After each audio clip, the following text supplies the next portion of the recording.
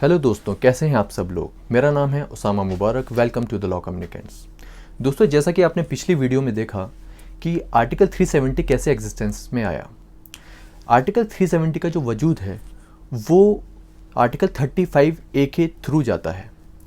आप ये देखिए, आर्टिकल 35A जो प्रेसिडेंशियल ऑर्डर के थ्रू आया, जो अपेंडिक्स में ऐड किया गया 1954 में, वो बात करता है रेजिडेंट्स जो परमानेंट थे जम्मू एंड कश्मीर के। और आर्टिकल 370 जो है, जो नवानलाल नेहरू जी ने ऐड किया कॉन्स्टिट्यूशन के अंदर, which talks of special status to Jammu and Kashmir. तो दोस्तों, थोड़ा रिलेशन समझते हैं कि इन दोनों आर्टिकल्स में बेसिकली रिलेशन है क्या और वो किस लिए भी है, उसको भी समझ लेते हैं। आर्टिकल 370 एक बेसिक मुद्दा इसलिए भी रहा है, जैसा पिछली वीडियो में भी था, कि एक क्लैश था दो कंट्रीज़ के बीच, इंडिया एंड पाकिस्तान, और हमें इस कंक्लूजन पे पहुंचना था कि by which law and by which countries law that Jammu and Kashmir would be governed. तो दोस्तों, पहले समझते हैं कि लॉज किस तरह से रेगुलेट होते हैं जम्मू कश्मीर के अंदर। आप ये देखिए, जब जम्मू एंड कश्मीर, अब तो हम जैसे प्रेजेंट सिनेरियो में देखते हैं, गवर्नमेंट ने अमेंड कर दिया है और रिमूव कर चुकी है आर्टिकल 370 को, पर उससे पहले ये प्रक्रिया थी प्रोसीजर की कि तीन डोमेन के अंदर, तीन कैटेगरीज के अंदर जो गवर्नमेंट ऑफ इंडिया की पावर्स थी, सेंट्रल गवर्नमेंट की पावर्स थी, जम्मू एंड कश्मीर पर एक्सटेंड होती थी। जैसे हम देख सकते हैं कि डिफेंस में, एक्सटर्नल अफेयर्स में और कम्युनिकेशन में सेंट्रल गवर्नमेंट को ये पावर थी कि वो जम्मू कश्मीर के लिए कानून बना सकें।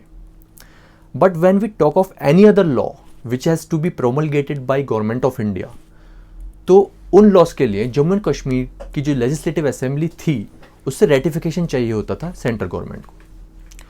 और रेटिफिकेशन वो बहुत मुश्किल होता था, क्योंकि जम्मू एंड कश्मीर के जो लीडर्स थे, उनका एक मेजॉरिटी वाला पार्ट उनको वोट करता उन लॉज के लिए, तब वो लॉज फोर्स में आते।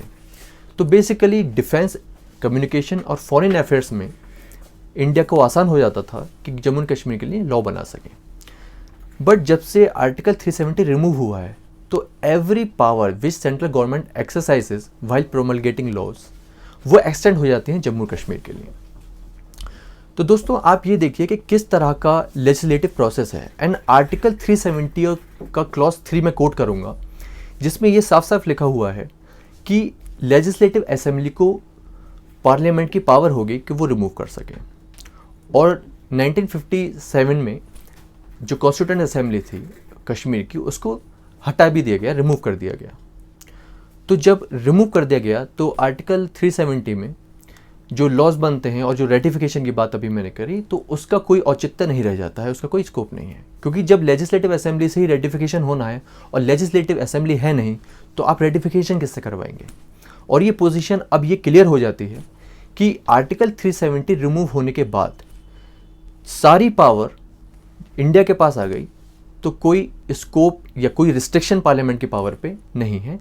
जिस तरह से इंडिया में लॉ और प्रोसीजर फॉलो होता है, उसी तरह से कश्मीर के लिए भी भारत सरकार कानून बना सकती है।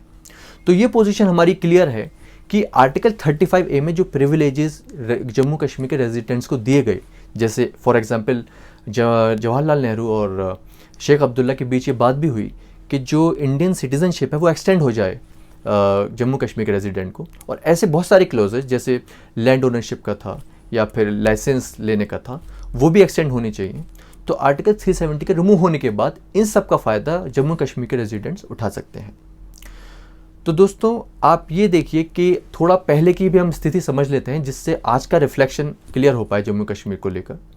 वो ये कि पहले क्या था। आप ये देखिए कि IPC जो थी, उसको जम्मू कश्मीर में रणवीर पीनल कोड कहा गया, क्योंकि वहाँ की लॉज अलग थे, सारी चीज़ें अलग थी, और जम्मू कश्मीर में इंडिया के कॉन्स्टिट्यूशन का आर्टिकल 1 और 370 ही अप्लाई होता था, until unless the article 370 was removed।